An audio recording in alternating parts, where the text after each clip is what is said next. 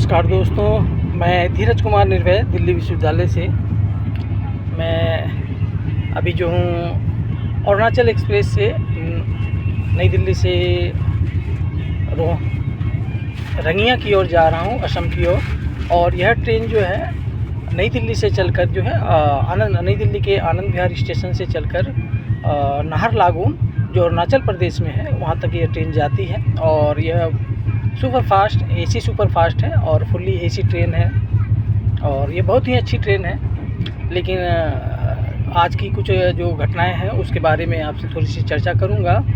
और जो रेलवे की सुविधाएं हैं या रेल से जुड़ी हुई जो बातें हैं जो हम सबको ध्यान में आना चाहिए, जानना चाहिए, उस पर मैं थोड़ी सी चर्चा करूंगा। कि जब हम यह ट्रेन जो है गोरखपुर जो है सवेरे लगभग जो है 5 बजे पहुंचती है और यह राइट टाइम लगभग जो है 45 मिनट के देरी से गोरखपुर पहुंच चुकी थी। लेकिन कल चूँकि जो है उत्तर प्रदेश में आंधी आई थी और 100 की स्पीड से जो तेज़ हवाएं चली थी, उसके कारण जो है गोरखपुर से लेकर देवरिया के बीच जो है बहुत सारे पेड़ जो है ट्रैक पर गिर गए थे। जैसा कि मुझे जो है सवेरे रेल विभाग ने मुझे बताया कि इस कारण से जो है ट्रेन लेट हो रही है। और यह ट्रेन जो है कम से कम जो है 10 घंटे लेट हुई। अभी जो है लगभग यह 8 घंटे लेट चल रही है। और लेकिन जो सवेरे का टाइम था जिस कारण जो है वो 10 घंटे लेट दिखाया गया और 10 घंटे हुआ भी, क्योंकि 1 बजे के पहले जो है यह ट्रेन आगे बढ़ी नहीं और गोरखपुर और देवरिया के बीच ही फंसी रही। और ये जिस रूट में ये आगे जा रही है बिहार आने वाली ट्रेन की जो रूट है उसमें कोई भी ट्रेन आगे नहीं गई। यही अभी ट्रेन है, यह जो है अभी छपरा सिवान को क्रॉस करके आगे बढ़ रही है। अभी हाजीपुर संभवतः हाजीपुर आने वाला है, सोनपुर हाजीपुर। तो मैं बस इतना ही जानना चाहता हूँ कि जो हमारी ट्रेन व्यवस्था है, जो हमारा रेलवे की व्यवस्था है, कि एक छोटी सी आंधी जो कुछ समय के लिए कल आई थी उसके कारण जो है कोई बहुत ज़्यादा नुकसान तो नहीं हुआ था। लेकिन जो ट्रैक पर जो है कुछ पेड़ गिर जाने के कारण जो है यह ट्रेन जो है कम से कम 10 घंटे लेट हुई। और 10 घंटे में आप समझ सकते हैं एक ट्रेन में कम से कम जो है इस ट्रेन में जो है 20 बोगियाँ लगभग हैं, 15 से 20 बोगी ज़रूर है। और सब में ये पूरी सीट लगभग भरी हुई ही हैं और इतने लोग हैं इस ट्रेन में। और इतने लोगों की व्यवस्था के निमित्त जो है रेलवे की ओर से कोई भी सूचना जो है ना ही जो जहाँ पे यह ट्रेन रुकी हुई थी गोरखपुर और देवरिया के बीच में, वह था जो है सरदार नगर ये स्टेशन है। बहुत ही छोटा सा स्टेशन है, हॉल्ट जैसा है। और वहाँ पे वैसी कोई खास सुविधा भी नहीं है। वहाँ पे पंखे वगैरह भी हम लोगों ने देखे कि वो टूटे फूटे थे। लेकिन वहाँ ट्रेन इतनी देर रुकी रही, ना ही रेलवे की ओर से कोई सूचना यात्रियों को दी गई, ना ही किसी और की ओर से कोई सूचना जो वहाँ पे दी गई और कोई व्यवस्था की गई। यह ट्रेन 10 घंटे लेट चली। और यह सोचने की बात है कि कोई ट्रेन 10 घंटे लेट हो रही है और रेलवे की ओर से कोई भी ऐसा सूचना तंत्र नहीं है जो बोगी में बैठे हुए लोगों को जो है सूचना दे सके। तो यह बहुत ही गंभीर मामला है। और मेरे ध्यान में ये बात आई कि अगर इमरजेंसी में कभी यात्रियों को कोई सूचना देनी हो तो आप किस प्रकार जो है लोगों को सूचित करेंगे। जिस प्रकार हम सभी दिल्ली में जो हम लोग देखते हैं कि बस हो या और भी जैसे मेट्रो की सुविधा है, तो पूरी मेट्रो में जो है अनाउंसमेंट की सुविधा है। लोग वहाँ बात कर सकते हैं, लोग ड्राइवर से, और ड्राइवर जो है लोगों से बात कर सकते हैं इमरजेंसी में। उसी प्रकार ट्रेनों में भी इस प्रकार की कोई व्यवस्था होनी चाहिए कि ऑन टाइम अगर किसी प्रकार की बात हो रही है या आगे ट्रेन लेट हो रही है या ट्रेन जो है आगे नहीं जा पा रही है तो उसकी सूचना जो है यात्रियों को त्वरित मिल सके, ऐसी कोई व्यवस्था होनी चाहिए। जैसा कि मैंने बताया कि दिल्ली में मेट्रो में जो है अनाउंसमेंट होते हैं कि अगला कौन सा स्टॉपेज आने वाला है और अगला जो है कहाँ पे आप इंटरचेंज करेंगे या आगे ट्रेन बाधित क्यों हो रही है।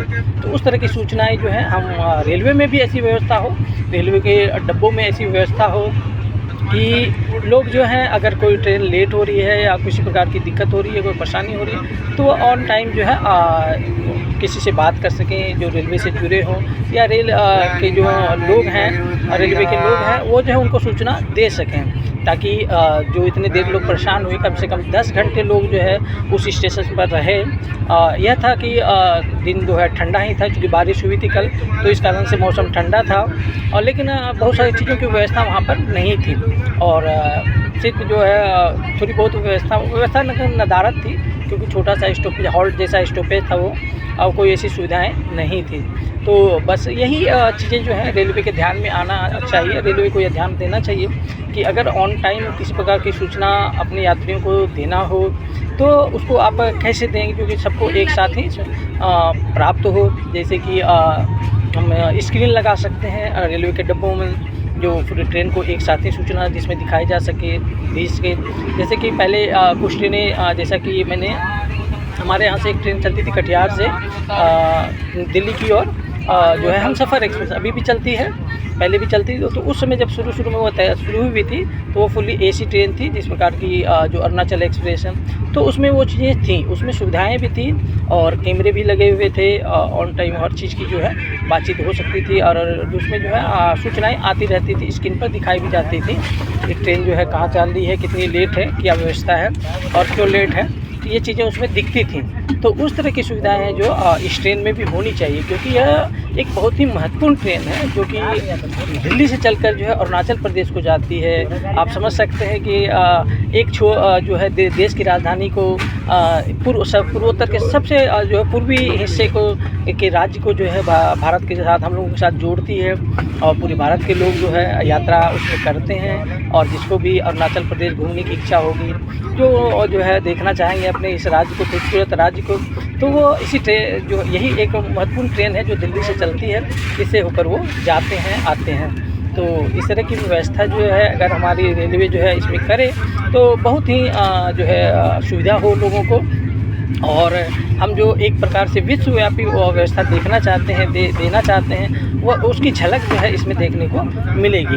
हो सकता है, मैं तो इसमें नहीं देखा हूँ कि कोई विदेशी यात्री भी हो सकते हो, लेकिन हो सकता है इसमें कुछ ऐसे विदेशी यात्री यहाँ पे ज़रूर होंगे इस ट्रेन में, जो कि अरुणाचल प्रदेश की यात्रा की ओर जा रहे हों। और अगर ऐसा है तो हम अपने व्यवस्था को विश्वव्यापी कैसे बनाएं, इस तरह की चीज़ें जो है हम कर सकते हैं, इस तरह की चीज़ें व्यवस्था कर सकते हैं। और हालांकि चूँकि रेल जो ट्रेन जो है लेट हुई, तो हमने जो है ट्विटर के माध्यम से ट्वीट भी किया भी था, और उन्होंने जवाब भी दिया था हमें, लेकिन जो है उसके बाद जो है कुछ जानकारी में नहीं आई। फिर मैंने दोबारा भी किया, तो बहुत लोग परेशान भी हुए थे। तो इस तरह की चीज़ें हो कि त्वरित गति से एक समय में आप सभी यात्रियों तक पहुंच सकें, ऐसी व्यवस्था जो हमारे ट्रेनों में होनी चाहिए। और रेल मंत्रालय हो या जो व्यवस्था देखते हैं जो रेलवे के लोग हैं, तो उनके पास भी ये जानकारी होनी चाहिए, क्योंकि ट्रेन में किसी के पास ऐसी जानकारी नहीं थी कि आखिर आगे क्या हुआ है और ट्रेन जो है रुकी हुई क्यों है। तो लेकिन मुझे जो ट्वीट करने के बाद जो है ये पता तो चला कि आगे जो इस प्रकार की दुविधा है, इस कारण से ट्रेन आगे नहीं बढ़ रही है। लेकिन बहुत सारे यात्रियों को ऐसी जानकारी नहीं थी, बहुत सारे परेशान भी हुए। हालांकि मुझे कोई परेशानी नहीं है, मैं कुछ देर से भी पहुँचूँगा, तो ऐसी कोई दिक्कत मुझे नहीं है। लेकिन जो है हम अपने यात्रियों को, हम अपने, चूँकि रेलवे एक सेवा है जो, और सेवा एक सार्वजनिक सेवा है, सरकार की ओर से है, और जनता इसके लिए पे करती है, सारी व्यवस्था में जनता की हिस्सेदारी होती है। तो इसलिए हमें यह जानने का अधिकार है, और अधिकार ही नहीं, हमें यह जानने की इच्छा भी होती है कि हमारे प्रति क्या सुविधाएं जो है सरकार दे रही है, या रेलवे हमारे लिए क्या व्यवस्था करती है। क्योंकि हम चाहते हैं कि हमारी रेलवे जो है विश्वव्यापी बन रही है, अमृत भारत एक्सप्रेस हो, वंदे भारत एक्सप्रेस हो, जो कि तीव्र गति से चलने वाली ट्रेनें हैं।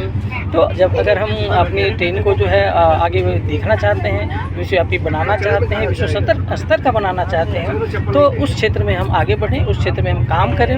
हालांकि अगर 10 घंटे हमारी ट्रेन लेट हुई तो ये बहुत बुरी स्थिति तो नहीं है, लेकिन फिर भी एक बुरी स्थिति यह है कि इतनी देर कैसे लगी, इतनी देर क्यों लगी, कि हमारे पास उतनी सुविधाएं नहीं थी।